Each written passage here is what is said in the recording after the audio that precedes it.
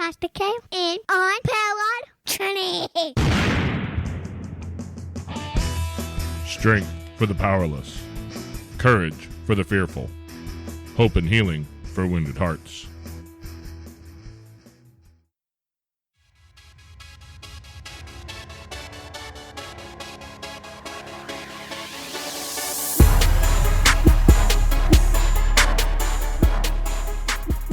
Hello and welcome back to Foster Care, an Unparalleled Journey with Jason. And Amanda.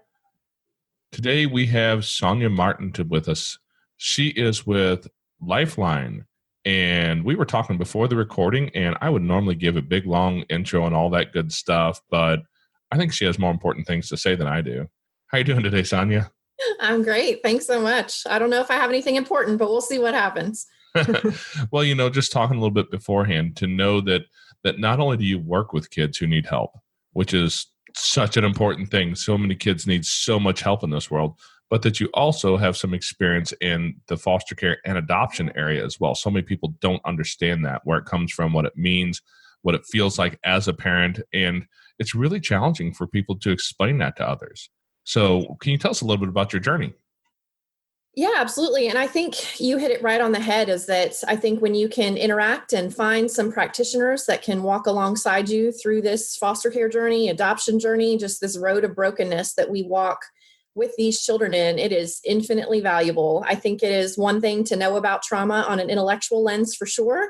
And I think it's a whole other thing when it sits at your dining room table every night. So the fact that I kind of do this professionally and personally, hopefully is just a benefit to the families that we work with. But yeah, so I'm the director of Central Alabama for Lifeline Children's Services. We are an orphan care ministry that does a variety of work, both internationally and domestically, in the field of foster care, adoption, church partnerships, and we have quite a few ministry partners worldwide as well. All right. Wow. And you've also got some real personal experience in the adoption world. I do. So I have 7 boys. That just keep my grocery bill rather high every day. They are 16, 16, 16, 18, 18, 22, 23 now. So all in the process of launching and leaving and starting college, graduating from college, finishing out high school. They're all over the place. I feel a bit like an air traffic controller these days, where my parenting role is much less intensive and more so about just making sure the planes run on time and nobody crashes into one another. So it's a fun time. If anybody needs a grilled cheese, while we're talking here, I can, whip one up for you. So you just let me know. Well, you throw all those ages out there. My first thought is, it sounds like you're setting up some lottery numbers there. And then my second thought is, wait a second, there was 3 16s in there. Yeah, so I have my youngest 3 were all adopted internationally. They were 7 years old, turning 8 at the time of adoption. So they are all 16 now. They all have special needs. One of them was actually born with a pretty significant heart defect. And I thought I was bringing home a dying child. He was terminal, or so his file had said. His in-country doctors and orphanage staff had certainly done what they could do, had sent him to some specialists and gave it certainly a valiant effort, but were ultimately just told that he was hopeless, that his case was hopeless, that he would not have that much longer to live. There was quite a big advocacy movement to kind of try and find him a family in quite quickly, just because he was so sick. And I had just gotten back home with my other 2, 7 turning 8-year-olds, both adopted internationally as well, when I found out about Joshua. And, that thought of that child dying alone in an orphanage just did not compute in my head. So jumped right back into the process, and both countries actually ended up expediting his adoption because he was so sick. So from start to finish, he was home in about 4.5 months, landed in America, and went right into the ICU. So who knows? His story has just taken such a turn, and he is such a gift. And I am ever, ever grateful for the life that God has given him. I can't even imagine, because bringing home a kid from they're from China, right? They are, yeah. Bringing a kid halfway across the world who's a terminal case. I mean, and for listeners who've listened to our podcast very long, my wife and I lost our oldest daughter 5 years ago to a nasty disease. And, that's a terrible thing. I cannot imagine I just can't imagine what it's like to bring a child into your home who you expect to be a terminal case. What was going through your head through that? That had to be a hard moment.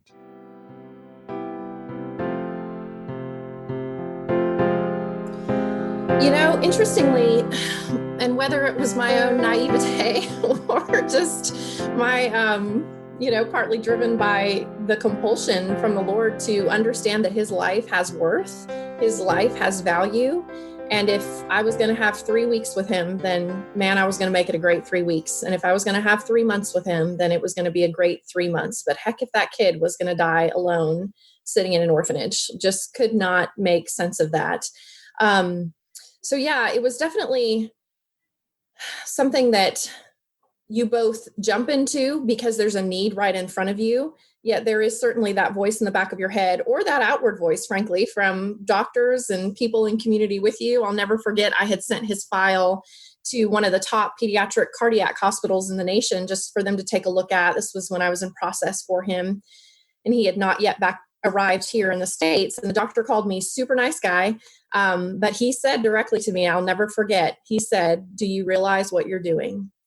He said, "I don't think I'm going to have any interventions to offer him, and I just need you to understand what it is you're walking into." And I said, "Thank you. I appreciate that." And then kind of shared with him where I was coming from with it. But I think that that's the worldly perception, right? Is he's dying. Why? Why would you go? Why would you expend that energy and effort and expense and process on a child that likely was not going to be with you very long? And I think the challenge of that mindset is so incredibly critical, because he does have value. He does have worth. His life is meaningful. And certainly with Joshua's story, his death was actually not what the Lord had for him. So surprisingly, after landing in the States and being in the hospital, about 48 hours later, they had done a heart cath and walked in. And I'll never forget, the guy walked in, kind of threw his hands up and said, "This is a miracle. I've never seen a kid survive this defect this long, completely unrepaired," which is not too terribly surprising, right? Because if he had been born in the States, he would have had surgery likely within hours, if not a day or so after birth. So the fact that he was 7.5 years old, still alive with this defect, was quite the spectacle. I think we saw every doctor, every nurse, every intern, every med student, everybody came by to say hi to Joshua.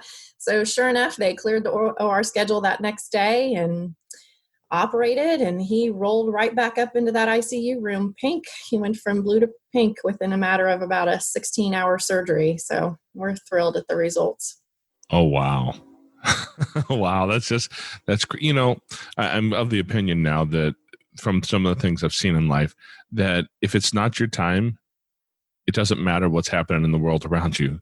If God has a plan for you, you're just not going to be able to get away from it. And so true. This yeah, is so true. Yeah, life sometimes is just that way, and we don't understand it. Now, I know you mentioned you had 2 7 turning 8-year-old boys coming in, and as I remember, kids in that age, they're still pretty easy going. They want mom and dad to like them. They're happy. They're easy to get along with. All that sort of stuff. But I also happen to know what happens here in just a few years after that moment, because I've had some preteens. Did you guys struggle through those preteen years, especially around the fact that kids are adopted? Because we have that in our own home. We have lots of kids who go through that, and it's some added struggles for a lot of kids. Did they walk through that without a whole lot of extra struggle, or did that take some work through the trauma of having lost their first family? Yeah. And, and that's the important thing to remember, right? What you just said, that they have lost their first family, that they, yes, are 7.5-year-old boys, but as we all know, and let us never forget, that their foundations are very, very different from our biological children. That trauma, that brokenness, the effects of institutionalization, the effects of early neglect and maltreatment have a very real, a very lasting effect in these kids' lives. And I think to both honor that while at the same time not treating them as a victim is incredibly, incredibly important. Certainly when you are in an institution, typically we see kids respond in one of two ways. Either they will dog eat dog, right? Get your needs met. Doesn't matter who you have to push over. Doesn't matter what technique you need to use, right? You get your food, you get fed, you take care of you. And it's respectable, right? Because they're trying to survive. They are trying to make it through the next day. Conversely, the other ways that we see a lot of these kids from institutions get their needs met is to play the victim. So, let's bat our eyes, let's appear helpless. And that it tends to evoke some empathy on behalf of the staff sometimes. And that is yet another tactic that they can use to get those needs. In my situation, when I adopted two at the same time, I had one dog-eat-dog personality and one victim personality. And the fact that they had had a pre-existing relationship, I thought, innocently enough, would be a benefit to them coming over together. I certainly thought, well, they'll have some familiarity with one another. They will have this friendship together. They've been together their whole lives. This will be nothing but beneficial to them, which is all well and good, except when you try to insert your parental self in the middle of a pre-existing relationship that had an unhealthy power dynamic between the two of them, it is incredibly difficult. So I needed one of them to throttle back and realize he didn't have to fight for food. He didn't have to fight to get his needs met. I was here. It was going to happen. He's okay. And I needed the other one to kind of start to stand up on his own 2 feet, to find his voice. Because all of that is needed, right, for that growth and healthy development as they age and as they proceed across the lifespan.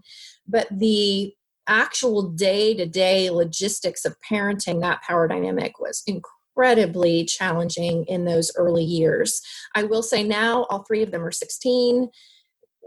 We are at the point with the family unit that they feel grounded and systemically a part of this family. So will that trauma always be a part of them? Yes. Do I see it manifest day to day like I did in the beginning? No, it's much more kind of quote normalized now to their same age peers. But nonetheless, I think honoring and respecting their history and their story will just always be a part of our relationship. Yeah, now it's gone to just dog eat everything because they're teenage boys, right? Exactly.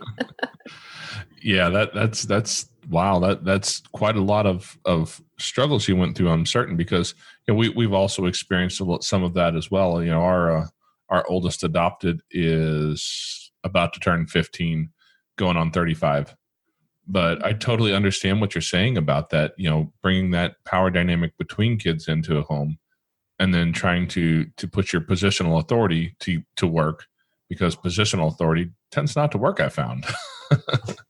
Absolutely. And interestingly, just clinically and professionally, as I work with families who have adopted kids at older ages, so let's say post-puberty, anytime from the age of about 12 onward, their challenges will look very different. Their challenges will be magnified simply based on the age and stage of development of these children. If we think about children in the age of puberty, in adolescence, this is a time in their growth and development where the Lord has created them to prepare to pull away from that mother and father figure and start to launch out into the world. And that is great and healthy, and we love that. The problem is when you then adopt a child, especially internationally during that phase of life, you are trying for the very first time to get this child to submit to some parental authority, to be under your headship, to be under your guidance when they have never been in that position before. They do not have a context or a construct through which to understand how a family unit works. And so is it doable? Absolutely yes. Are their lives worthy of redemption and families? Absolutely yes. But the fact that parents need to understand and respect the phase of development that child is in relative to their adoption, or frankly, domestically with adolescents in foster care, much the same principles would apply. It's just something that we've got to be consistently and constantly aware of. And that's mainly because a lot of that adolescent nonsense, as I like to refer to it, is very, very challenging. And on its surface and face-to-face value just comes off as flat out disobedience. It comes off as flat out disrespect. I'm not doing what you tell me to do. You can't make me do what you want me to do. Well, yes, and we need to kind of right that ship a little bit, but it's the way that we do it through that therapeutic connected approach. Yeah, we've also found about, the preteen age and with our children, they're also starting to explore who they are and who their first families were and how that, relates to who they are and who they're going to become as people. And so we've found that, that can be a little trying too, is trying to navigate those waters with bio families and trying to reconnect. And is it safe to do so, and the benefits and the risks to our children? For sure. And there's so many, as you guys well know, so many variables that will kind of guide that process for you as the parents or as the foster parents or as the adoptive parents. When I work with families, sometimes when we're talking about this birth family part of it specifically, I tend to illustrate it like this. I say, let's say, for example, that you have a child come to you from the hospital. From day one, I want you to picture that you've got a blank coloring book page. And this coloring book page has the outline of some sort of graphic or some sort of beautiful picture, but it is completely not colored in. Your job as the parent, as the foster parent, as the adoptive parent, whatever the case may be, your job is to slowly start coloring in that coloring book page little by little, day by day, so much so that that page is fully covered in by about the age of 12.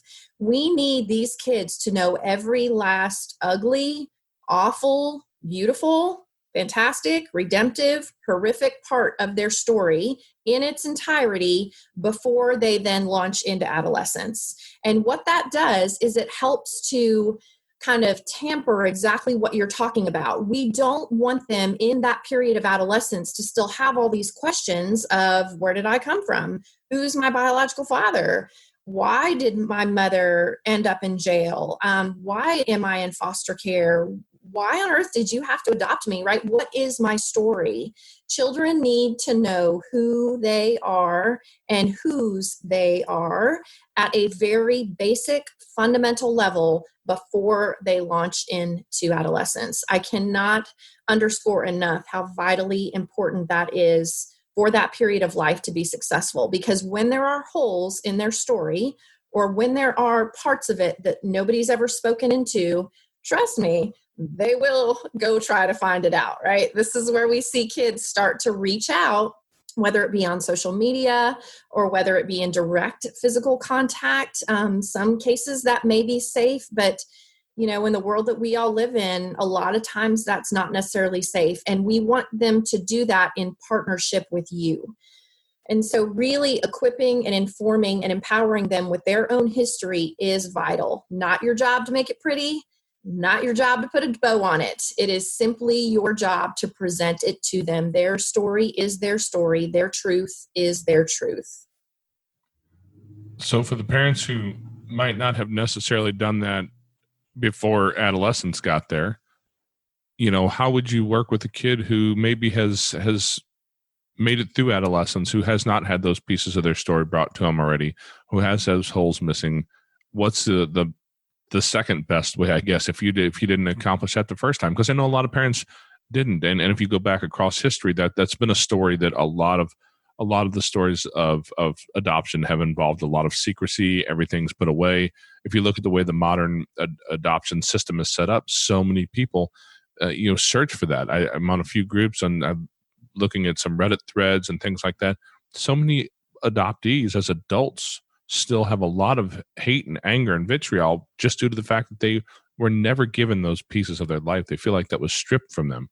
So if you have some kids who are maybe just past that you're still trying to raise, where could the listeners go to work with them? What do you do to help build that at this point in their life? Yeah, absolutely. And I would say as the adoptive parents, as the foster parents, it is your job to be the best private investigator that you can be.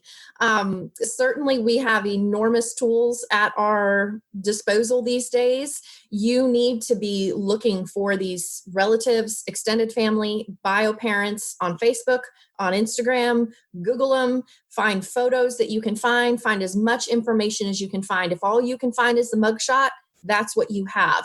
But to your point, a lot of times when we see these older adoptees, for example, on Facebook, and let's say the ones where they're holding this sign and they're saying things like, I was adopted on this day, this was the hospital I was born in, I'm searching for my biological mother. That illustrates my point.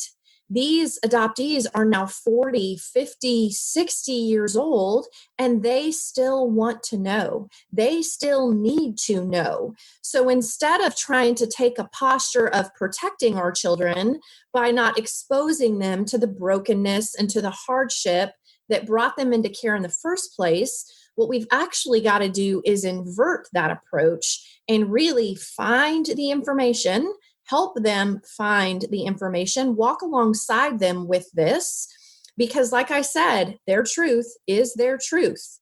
It's not our job to change it or try to, manipulate it or narrate their story in a way that's more palatable.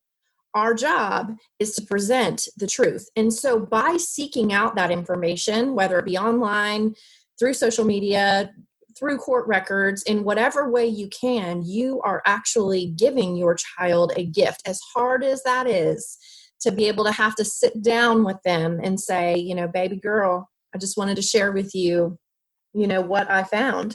Now, granted, please do understand with that coloring book analogy, we are disclosing and presenting information in an age-appropriate way.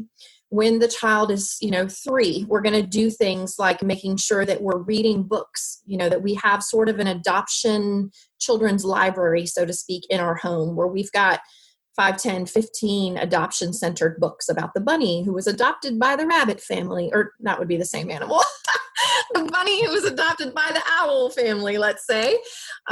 We want to be using that language. We want to be saying the word adoption. We want to be saying the word foster care. When they're watching movies, we want to point out characters and stories that share a similar history to them. Oh, wow. Dude, check it out. Kung Fu Panda was adopted by the crane just like you were adopted. And then we're moving on. We're just sort of constantly speaking this language into their life so that it doesn't catch them so quite off guard. This isn't a matter of old school approach where you don't tell them that they're adopted and then you just kind of sit them down one day if you have to. It's very much disclosure little by little by little that fits their age and stage of development. So do we tell the 5-year-old that mama, has been in jail for quite a few years for drug possession and, here's what heroin will do to your body and your brain? No. Can we have that discussion and that piece of the puzzle when the child is 10, 11, 12, 13? Absolutely, yes. So it's just vitally important that we understand, number one, the story. We've got to get our hands around the information. We've got to get our hands on the photographs, and we can kind of keep it in a file, and we're working with this child little by little to help them understand the foundation of where they've come from. It's funny you mentioned that. We actually have almost exactly the story you just mentioned, and we've been able to have that conversation with our little guy about, hey, mom had some addiction struggles, and mom was sick, and she couldn't take care of that, and that's why you're here. And we're the only family he's ever known. He came to us at right at a year old, and so he's been with us ever since then. He has no memories of before that. He was also, but yeah, he was part of our life before that. yeah, I mean, he was relative, so the first year he spent a lot of time with us anyway, so he was very, very familiar with us. But yeah, he has a story, and even at he's just 6 years old, but he knows that he has another mommy, another daddy, and we try to work those things in because it is so vitally important that our children know where they come from. That is part of their identity and part of their self-worth, and to rob them from that it's not a good thing at all. Well, and in full disclosure, we learned that lesson the hard way. Our oldest son was he was technically speaking my stepson, and there was really no disclosure point because when I came into his life, he was very young. He never knew anything different, and his biological dad had just kind of walked away. And I happened to walk into the picture about that time, and it was just what it was. He started calling me dad. I didn't argue with him, and that led to a difficult moment here less than a year ago. He's 21 now. Yeah, he's 21. Yeah, no. I don't know. He's old. But we just recently got a phone call about a year ago, and he said, hey, I just got a strange message from somebody, and he says he's on Ancestry.com, and I'm a stepbrother. And it brought about a real hard conversation that we probably should have had a lot of years before. But what had happened is over the years, we'd had these moments and we thought we should have this conversation now. You know, we should really tell him about this.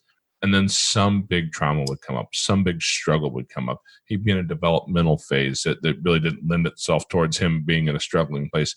So with our younger kids, one of the things we learned was from day one, we just talk about the fact that this is truth because he had to experience that at a much older age.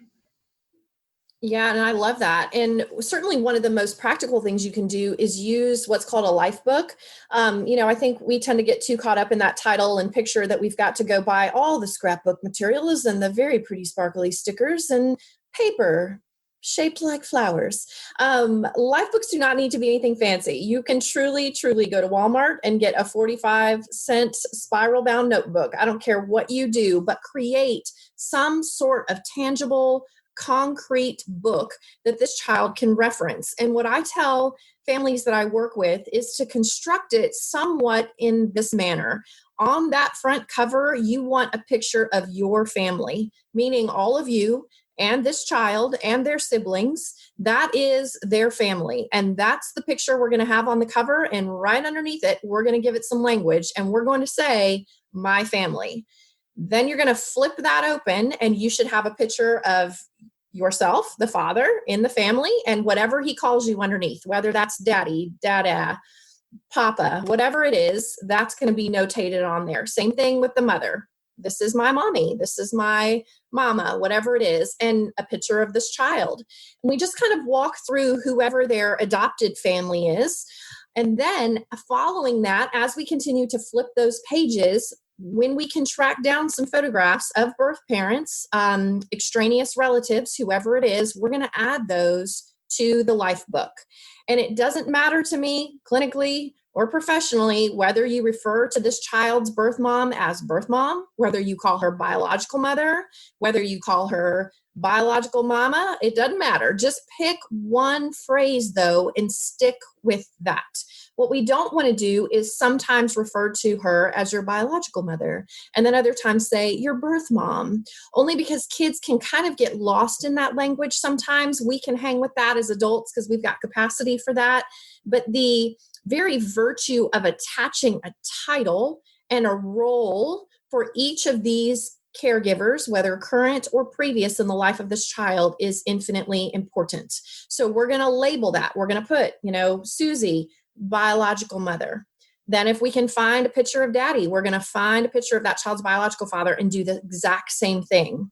If we can find out, what state they live in, maybe we go to Google and print out a state outline of the state of California or Nebraska, wherever they're from, and we're going to put that on there. This is where I was born. I was born in Nebraska. Basically, what you're doing little by little is you're adding to the life book as you go, and that gives you a venue, so to speak, through which to disseminate all of this information that you are gathering. So again, are we maybe going to show the mugshot to the 4-year-old? No. Could we maybe throw the mugshot in a file and show the 10-year-old and add that to the life book? Sure. I mean, if that's the only picture that we have, then that's the picture we have. But we just cannot discount enough how often these children are thinking about their birth family. It's interesting, going in when I used to do direct therapy, and my entire scope of practice is only with this adoption and foster care population.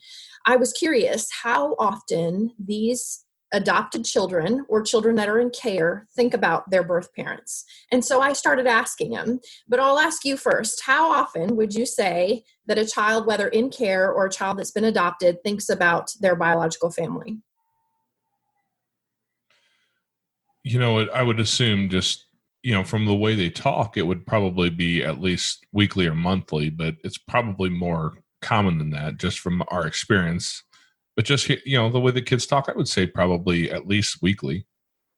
Yeah, so great guess. And that's certainly what I would have thought as well. Turns out, across the board, Literally every child that has ever sat in my office on the couch across from me has given me the exact same answer. And that's that they think about their biological family every day.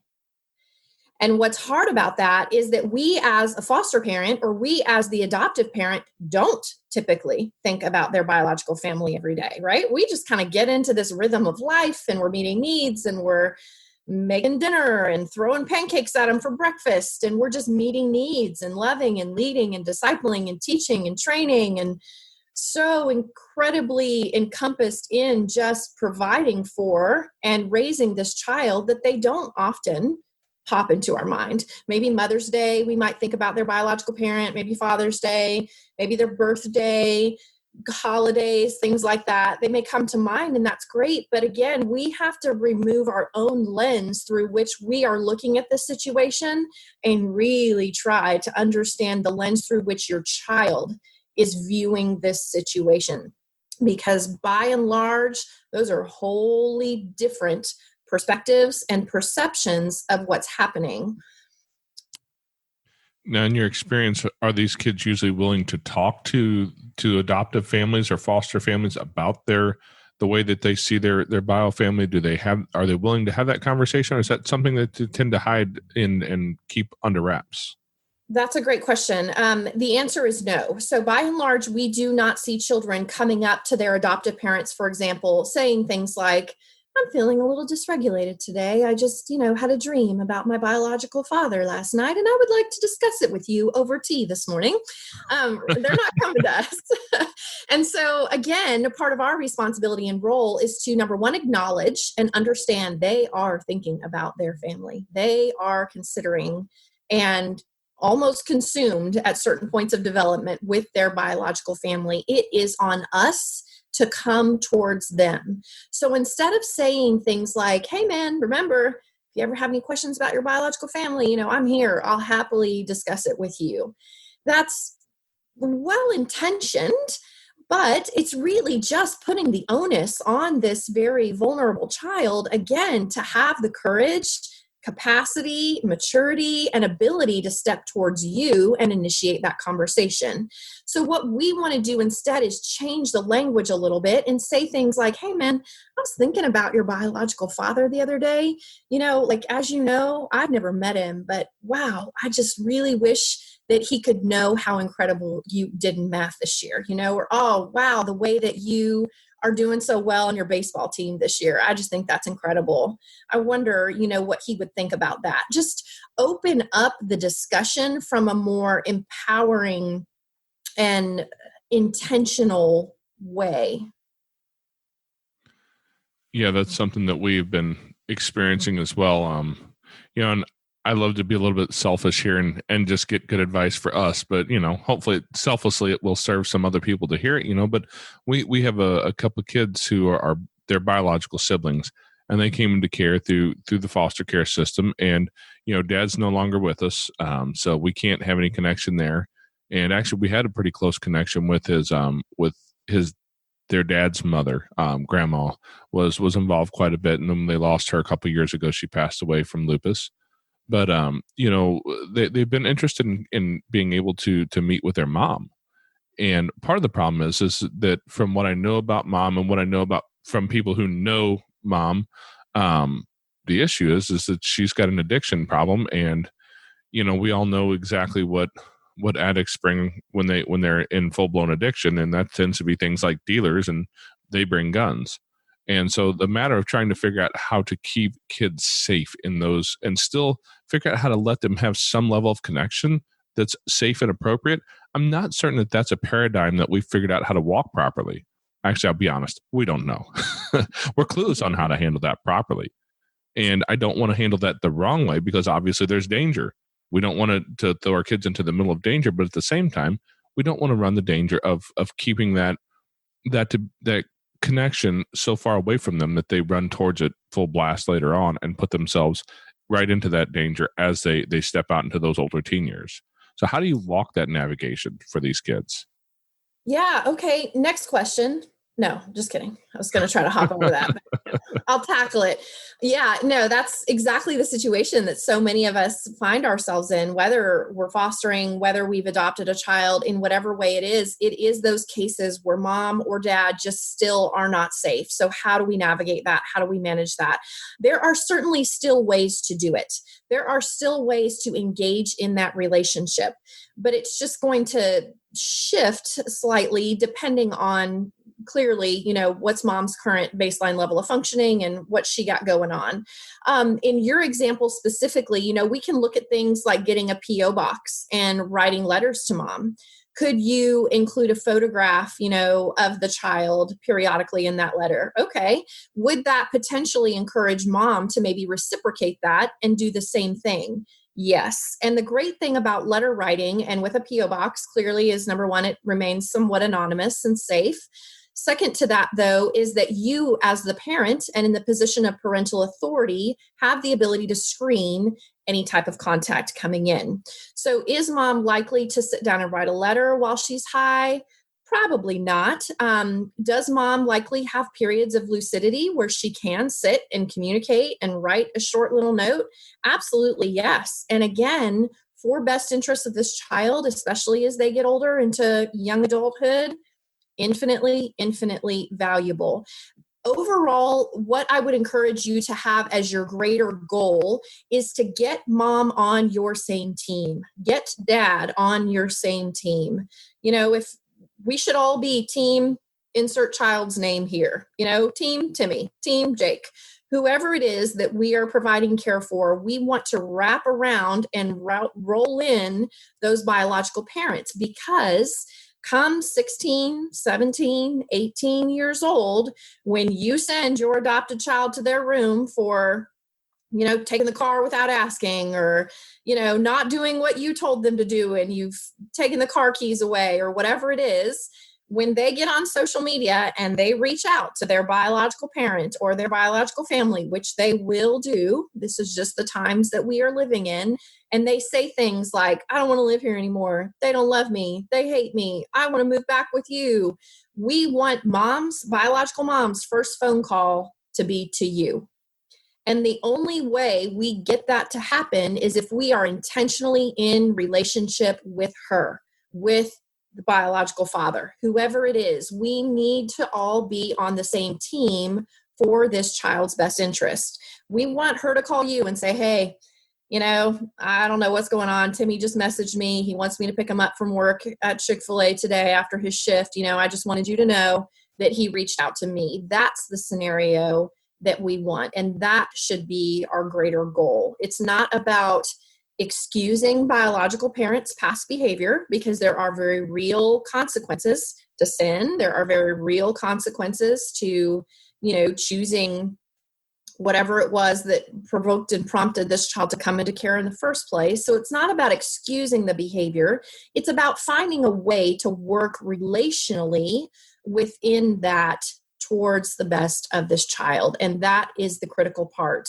And I will say this too, just as in the way that our children relate to their own story, is going back to this life book idea and, practical action step, is do remember that this book needs to live in their bedroom.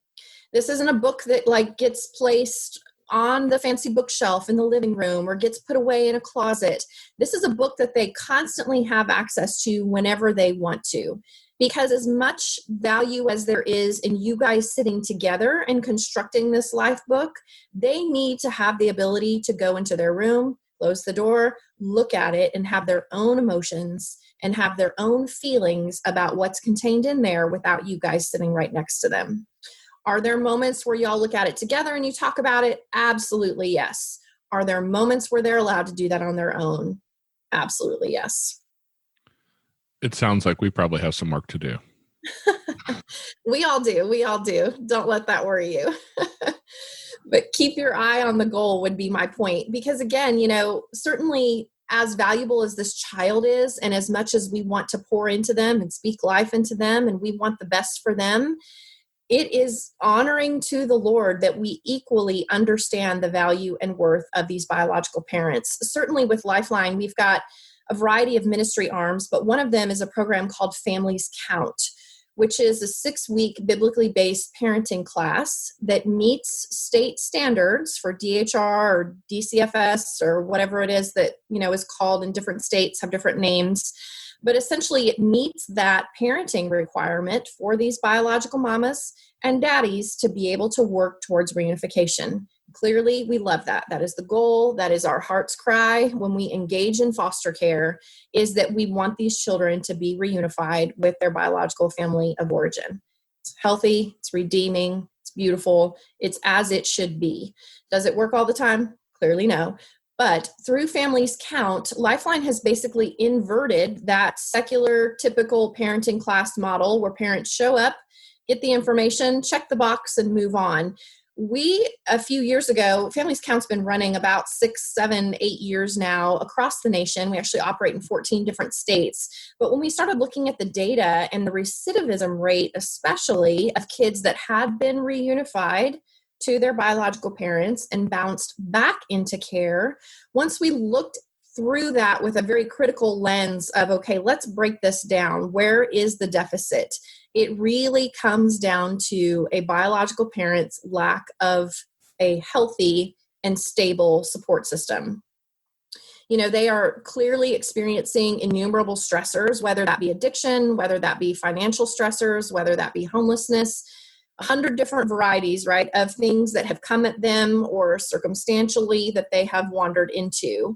So the ability to come alongside of them and holistically wrap them around with services that include a mentor, transportation, childcare during meetings. We feed them a full home-cooked dinner every class, and it is a beautiful thing to watch two parents or one parent, as the case may be, sit across from their table and share a meal with their child, which a lot of the times, as we know, could very well be the first time that they've ever done that. And the child goes off, into whatever activity they have, and mama or daddy come into the class. And the beautiful thing about Families Count, it is from the local church. It is put on by the local church. Lifeline equips and trains the staff there to teach and implement Families Count. But that's a beautiful picture of how the church can meet the need for the vulnerable families in their community. And we have found the efficacy rate of Families Count exceedingly high. So it's a good thing. And again, we got to keep our eye on the fact that this whole system, so to speak, and all of the brokenness does not begin, nor does it end with the child in front of us.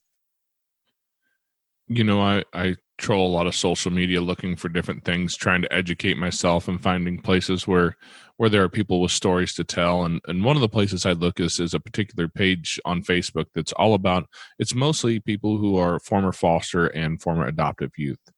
And I see so much hate and vitriol in there, and a lot of times aimed directly at either adoptive parents or foster parents. And sometimes it's because of some absolutely horrible abuse that occurred. And if you listen back a few episodes to what was it, surviving abuse in and out of foster care with Heather, I think the lady's name was, like, her story was, this girl went through some horrible stuff.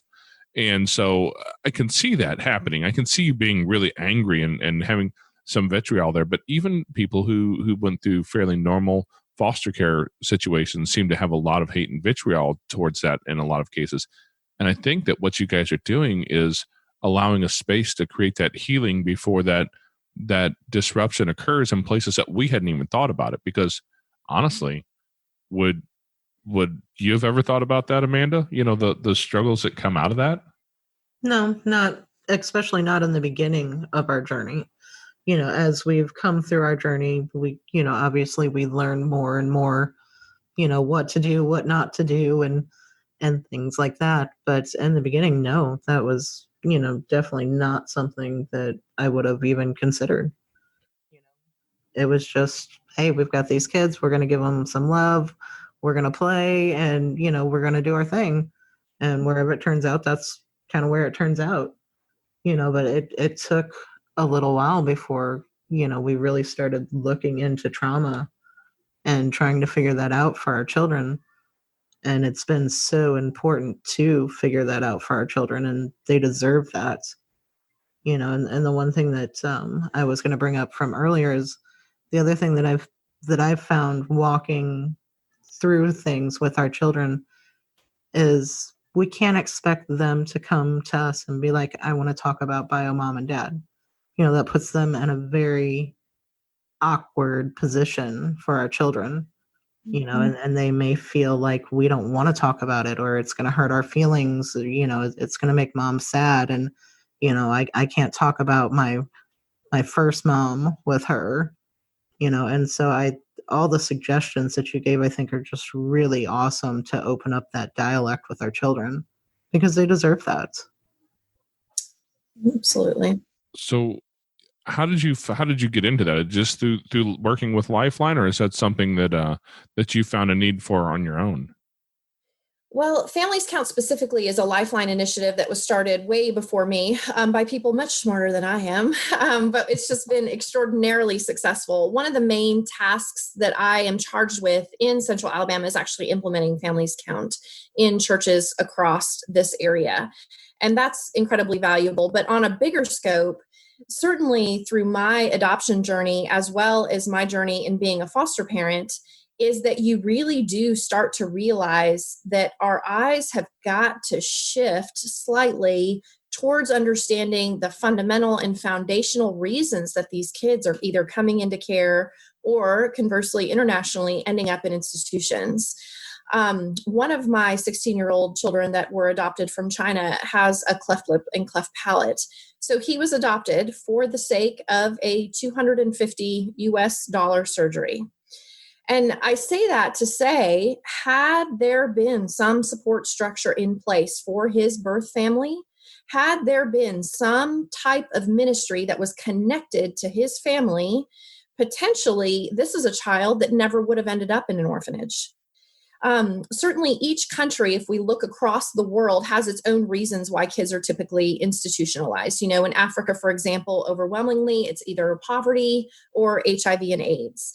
When we look at China, overwhelmingly, it's because these children have significant medical needs. China's medical system, which I won't go into, just wholly differs from America's system, requires mainly payment up front before any services are rendered, which is all well and good until you have a child, a baby that's born who has a significant need. And where are you going to pull $25,000 out of your pocket from? It just doesn't work like that. So a lot of these children are actually abandoned, not because they're unwanted or unloved, but because these parents know that if they abandon them, they will be picked up by the orphanage, and maybe, just maybe, the orphanage will fund whatever surgery it is that this child needs. That was the case for 2 of my 3. Again, the third one, they certainly gave it an effort, but he was considered inoperable. But for one of mine, I think I'm almost, I don't know if haunted is too strong of a word, but it does. The more I learn and the more I grow, certainly both as a practitioner and as a parent, you really start to understand the importance of putting focus, pouring love into, pouring resources into these biological families. Children were designed to be with their biological mother and biological father. Apart from sin entering this world, I should not be mothering 3 other people's children. Apart from sin entering this world, I should never have my phone ring a few times a week at 1 a.m., at 3 a.m. from our local foster care agency asking me to open up my home to somebody else's child. I'm happy to do it. It's redeeming, it's honoring to the Lord, but it is a result of some significant brokenness. It's kind of like when I was in grad school, they talk a lot about micro social work versus macro social work, that micro being the direct person-to-person client interaction, the macro being more community change or wide scope or wide lens practice. And I'll never forget, as I sat there class after class and, heard this, I was like, oh, micro all the way. Give me one person in front of me that needs a home or, needs some help. And I'm there, I'm all in. Macro social work, no, no interest in that. But I think the more time that you spend in this field and the more conversations you have, you really, really do start to realize that the ball game is fixing the foundation. if we really want to stem the tide of addiction, of abuse, of neglect, of homelessness, of whatever it is, we've got to start at the root of it, because just trying to keep up with what's in front of us, though needed and necessary and valuable, isn't ever really going to provoke lasting, sustainable change in our communities. And it's been interesting. I have completely shifted focus with my practice, certainly with my own personal engagement and excitement, really, to sort of plug in and start to understand, how do we fix the system in itself? You haven't got it figured out how to fix it yet? Almost there, man. Give me a couple more days. I'll shoot you an email with all of the solutions. Yes, please do. But I think, certainly programs like Families Count do just that, right? We're looking where does the brokenness begin? And it begins with the biological family of origin. So let's put some attention there. And it goes back generation after generation after generation, and breaking that chain and giving That's exactly people it. the tools to be able to do that. Absolutely. Can generational legacies be broken? Yes. Can generational addiction be broken? Yes. Can generational poverty be interrupted? Absolutely, yes. But that change requires a change agent. And that change agent can either be a person or it can be a circumstance. But let's all realize that, and let's empower and equip these bio mamas and bio daddies to be that change agent in their family, because God bless them, a lot of the times they're coming from their own trauma, and trauma, as we know, bounces off of trauma. Dysregulation loves chaos. They reciprocate one another. And so these parents even are caught in this cycle and in this web of confusion and addiction and complacency and brokenness and addiction and whatever it is. So let's really come alongside of them, because not only are we going to help the totality of that family unit, but we're helping that kid that's sleeping in the room next door for sure. Well, you've given us just a ton of great actionable information for parents and adoptive parents, but you haven't talked a whole lot about your foster journey. Is there one particular foster situation that you had, a kid who came in who really inspired you when you watched them walk through their time in your home? Yeah, absolutely. And I love that. I think we all have our stories, and, we all have those kids that just sort of will stick with us forever. For me, when I originally was licensed to become a foster parent, I said, okay, birth to 3 years old and medical needs, like that will be my demographic, which now is laughable. I think a lot of people come into foster care with exactly that same, parameters that we so boldly give the department as far as this is what will be acceptable to me. So my first phone call was a 12-year-old girl who had been internationally adopted, and that adoption unfortunately disrupted. And she was now in foster care, did not speak a word of English, 12 years old. I have a house full of boys. And, you say, yes, she's, again, worthy. And yes, I didn't know what on earth I was doing, but here we are quite a few years later. She is 16 now. She's a sophomore in high school, and her and I still have a very close relationship. She is in now a pre-adoptive home, which we are hopeful for good things for her. But yeah, that birth to 3 turned out to be a 12-year-old non-English speaking adolescent girl. And hopefully she speaks a little bit more English now so that you can communicate better. She does. It's very funny. She calls me Miss Sonia. Miss Sonia. No, Miss Sonia. So yeah, we joke and have a great time together. I think she will always be a part of my life, and I certainly for hers as well. That's awesome.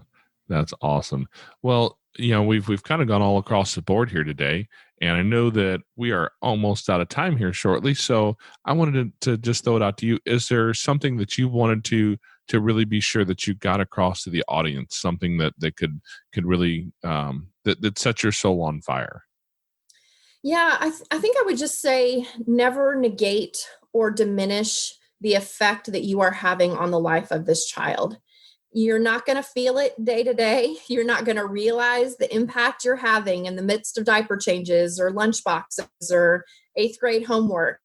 in the middle of discipline and having the same conversation about putting your clothes in the basket over and over and over again, you are not imprinting or understanding the legacy that you are leaving and the impact that you are having on that one life. So I say that to encourage you in your walk. I encourage you in your journey. Sometimes, in those difficult moments, it can be helpful to sort of picture that child as a 35-year-old young woman, or a 42-year-old man. Give yourself some perspective that your day-to-day actions and engagements are really making a difference, and hang on to that. I love that. Because God knows we've had to have some of those thoughts in our own head to walk through some of the struggles we've had.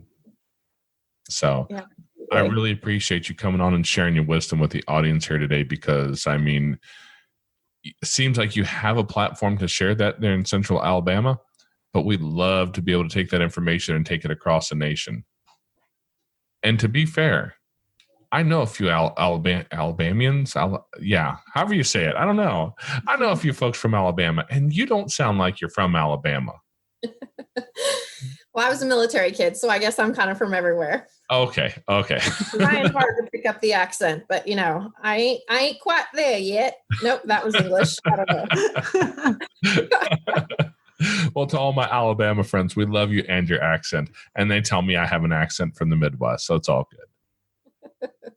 But no, we really do appreciate you taking some time out of your schedule to come in here and talk to us today about this topic that I think needs a lot of conversation around it, because there's so many young kids who are adopted by people who are well-meaning, who don't necessarily get that part right about understanding how to approach especially the bio family and help the kids work through that.